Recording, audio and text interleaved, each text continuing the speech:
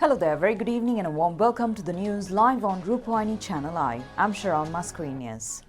I'm Movin Hettiarachi and here are today's headlines. Children and youth are at the risk of being infected with the new COVID variant. Another 1.5 million Pfizer vaccines will be brought to the country tomorrow. The Presidential Task Force on One Country, One Law commences getting public views.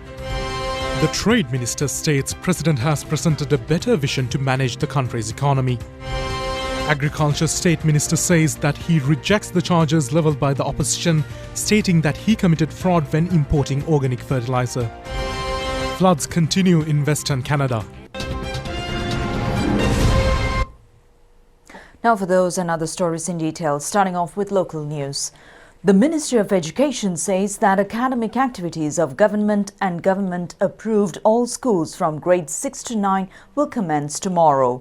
Accordingly, academic activities of all grades of schools will commence from tomorrow. The Ministry of Education took steps recently to reopen schools under several stages. Under the first stage, schools with less than 200 students were opened on the 21st of October. Under the second stage, academic activities of primary grades commenced on the 25th.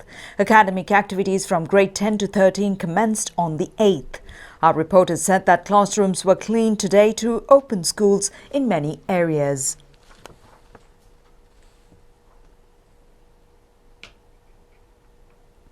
Giving the booster dose for persons with weak immunity about 20 years and the persons about 60 years is taking place in several districts. A vaccination program is taking place at Pittacote Medical Officers area. Persons about 60 years can get the booster vaccine there.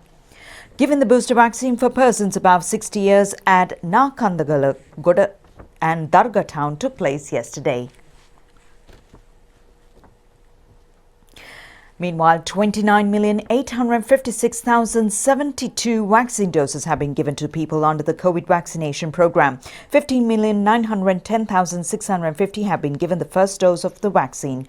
30,705,311 have been given both doses of the vaccine. 240,111 booster vaccines have been given so far.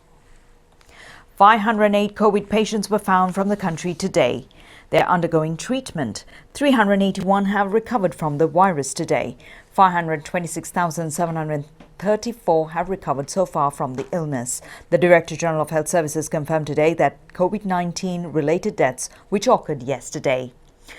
Badulla Administrative Public Health Inspector Pial Padmas says that 12 inmates at Badulla prison have been infected with COVID-19. In the meantime, tens of thousands of protesters have marched through Vienna after Austrian government announced nationwide lockdowns from Monday to contain the skyrocketing coronavirus infections. Demonstrations against the virus restrictions also took place in Switzerland, Croatia, Italy, Northern Ireland and Netherlands yesterday. Protesters rallied against the coronavirus restrictions and the mandatory COVID-19 passes required in many European countries to enter public places, as well as mandatory vaccinations. The Austrian lockdowns comes on the verge of daily deaths that have tripled in recent weeks, and hospitals in heavily hit area states have warned that intensive care units are reaching capacity. The lockdown will last at least 10 days but could go up to 20, officials have said. The government also make the vaccinations mandatory starting from February 1st. In the neighbouring Switzerland, 2,000 people have protested in the upcoming referendum on whether to approve the government's COVID-19 restrictions law, claiming it was discriminatory. A day after the Rotterdam rioting in Netherlands, thousands gathered on Amsterdam's Centerdam Square, despite organisers calling off the protest. A few hundred people also marched through several areas to show their displeasure. In Italy, 3,000 people turned up in the capital to protest against the Green Pass certificates required at workplaces, public and other places, as well as for long-distance transportation. In Northern Ireland, several hundred people opposed the vaccine passports, protested outside the City Hall in Belfast, where the city's Christmas market opened yesterday, where proof of vaccination or a negative COVID-19 test was required. The Northern Ireland's government voted this week to introduce vaccine certificates for admissions to nightclubs, bars and restaurants starting from December 13th. In Croatia, thousands gathered in the capital of the country along with banners against vaccination and what they describe as restrictions of people's freedoms. Meanwhile, the World Health Organization has said another 500,000 people in Europe could die of COVID-19 by March next year unless urgent action is taken. The WHO's Regional Director for Europe, Dr. Hans Kluge, called for more measures on the national level vaccination programs, basic public health measures and new treatment methods to counter the COVID-19 treatment. The warning comes as several nations report record high infection rates and introduce full and partial lockdowns. Well, Europe has missed the boat, unfortunately, to prevent a fourth wave. So now all the efforts have to focus on keeping mortality down. Daily, we have 7,200 deaths a day. It means COVID-19 is back the number one cause of mortality. And that's why we need the vaccination, the booster, the masks, the clinical treatment protocols. And that means, for example, the COVID passport, the COVID pass. It is not limiting liberty. It's our collective tool to avoid more painful lockdowns. But every country did some good things. Every country could have done some things better. And I think the key here is that success today does not mean success tomorrow, because no country is an island. So in that sense, the UK is also better off by implementing the strict public health and social measures to keep the situation as it is and to further improve. Too many countries thought that the pandemic was over, while in fact it was just another wave passing. So it comes back to the basics. Vaccination, booster, masks, clinical protocols, and of course it has to be based on the national and subnational situation. So a continued risk approach, but don't lift the guard too early. We should have learned that lesson. An all-night prayer chanting and almsgiving took place yesterday and today in connection with the birthday of the Prime Minister Mahinda Rajapaksa. It took place at the renovated Prime Minister's office and temple trees. The all-night prayer chanting took place at the renovated Prime Minister's office on the Ernest de Silva Mawatha on Colombo 7. The prayer chanting ceremony was held to wish for the eradication of COVID-19 and for a better time for the President, the country, the government and all citizens. A group of people, including the Prime Minister Mahinda Rajapaksa and Mrs. Siranthi Wickremesinghe Rajapaksa, were present to listen to the prayer chanting.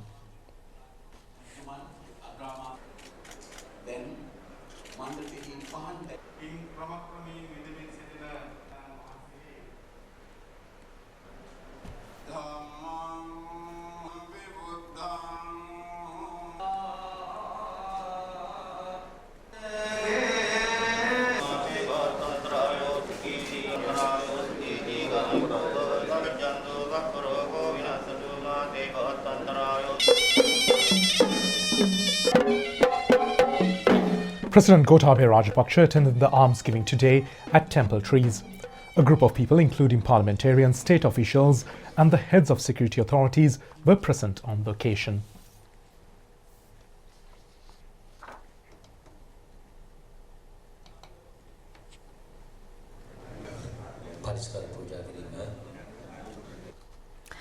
The Presidential Task Force for One Country, One Law has commenced consulting the public opinion from the Vavuniya district yesterday.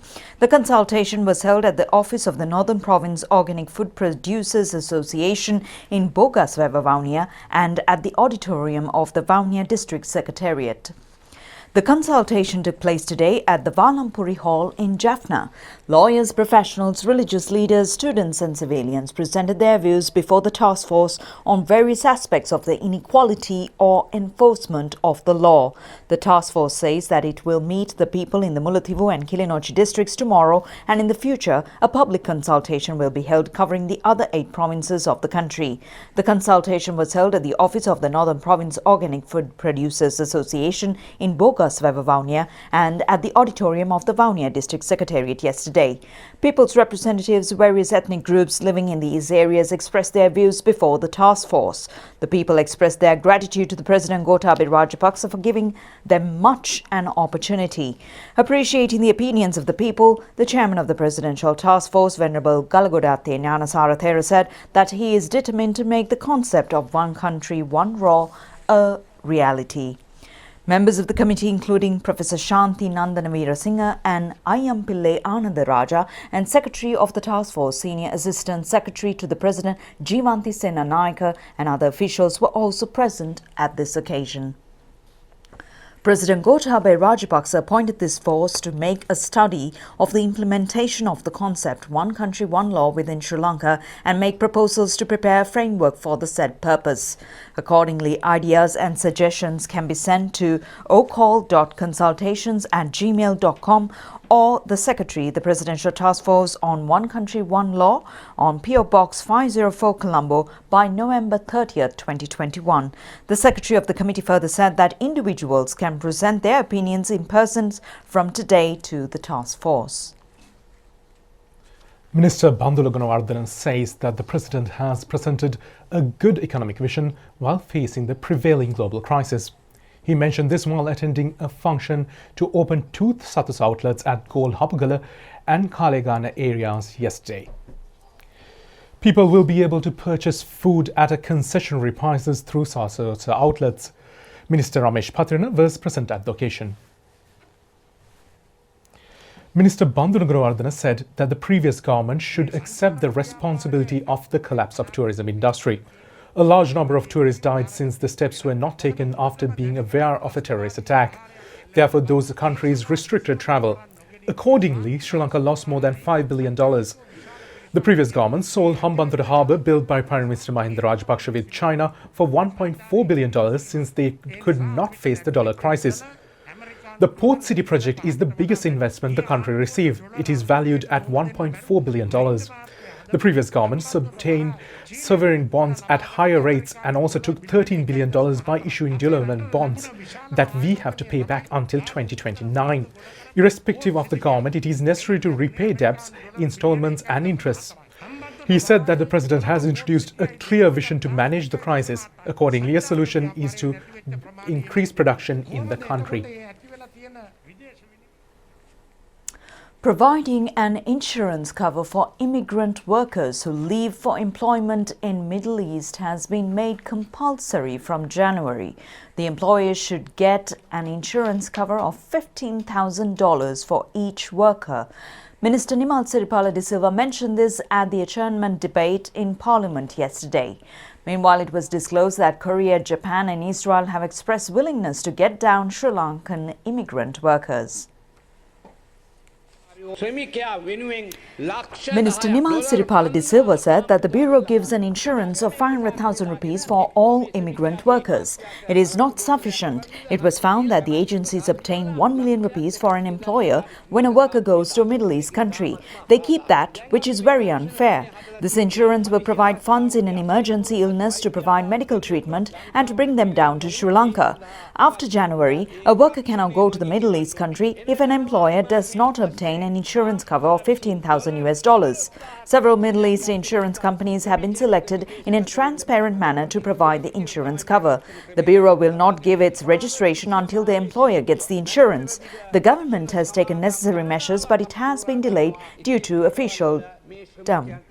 However, it is now in the final stage. The President and the Prime Minister have given their fullest support. Korea and Japan have expressed their willingness to accept new workers. However, they need to pass the examination. They can go to those countries, including Israel, for good salaries if they have language proficiency and NVQ 4 and 5 qualifications. The youth should get qualified and get foreign employment through the correct path. The government has signed agreements to send to Korea, Japan and Israel. 88,000 workers have been sent so far. We have been given a target of 100,000, which will be achieved.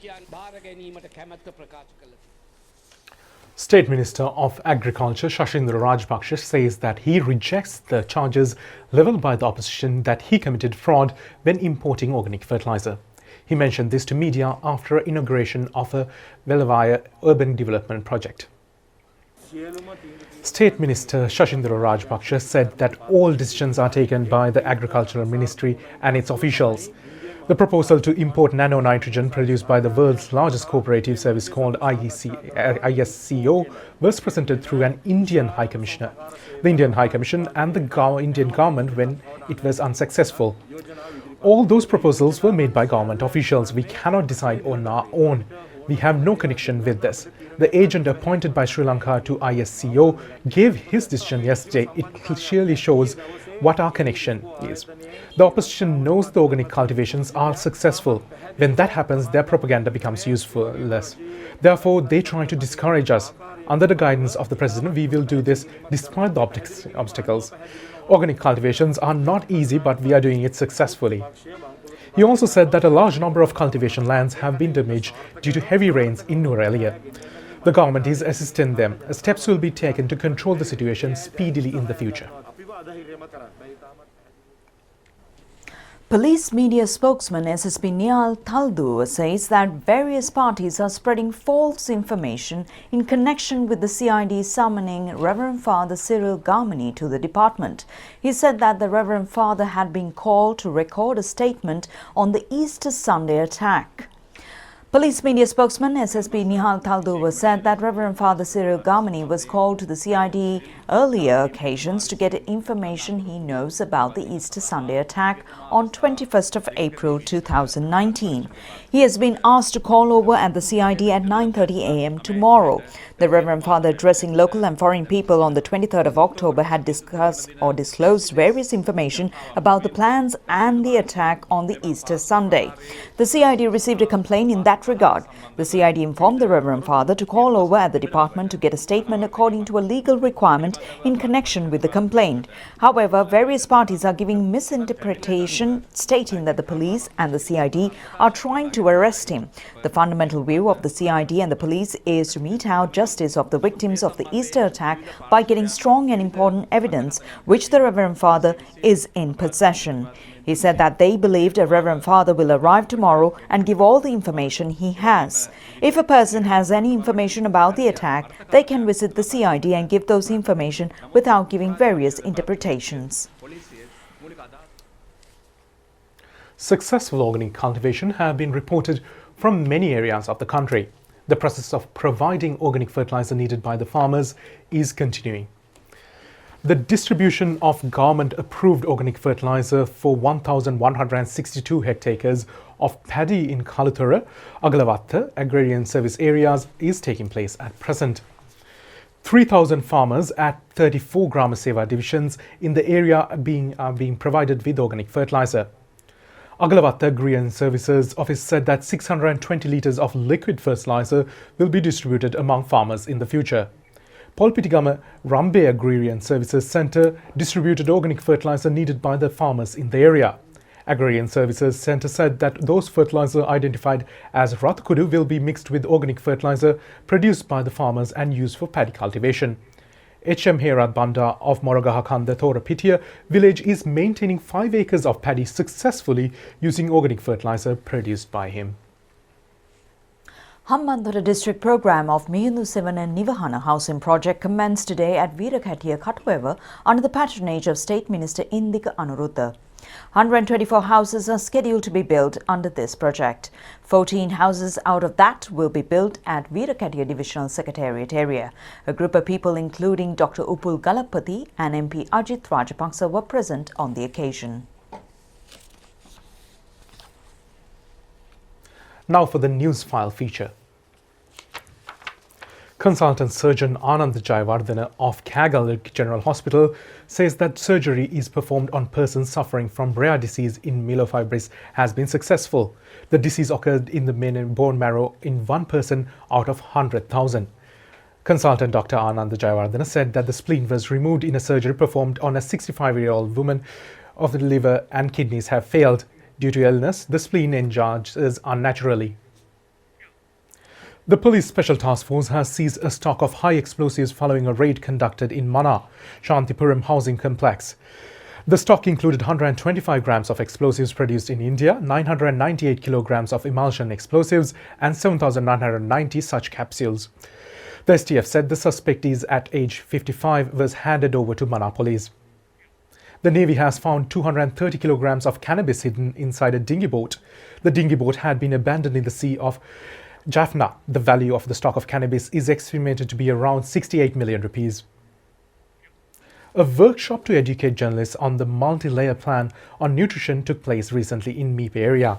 The discussion took place on food rights and responsibilities, the National Nutrition Programme, protecting consumer rights and contribution of all sectors for the qualitative nutrition process.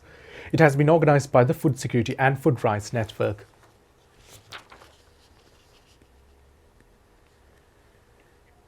A wild elephant has died following an electrocution on Habarana Palugasväva, Namalpura, Siambala, Damana Road. The elephant, which was about 20 years old, is 8 feet in height. The wild elephant has entered the village from Hurul Forest Reserve.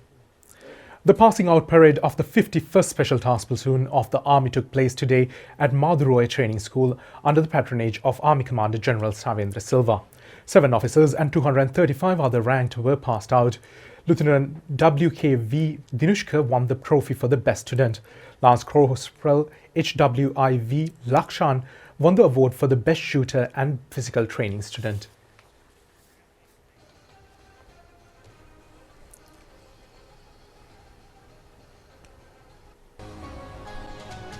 That's it for tonight's English News Update. Thank you for joining us. Good night.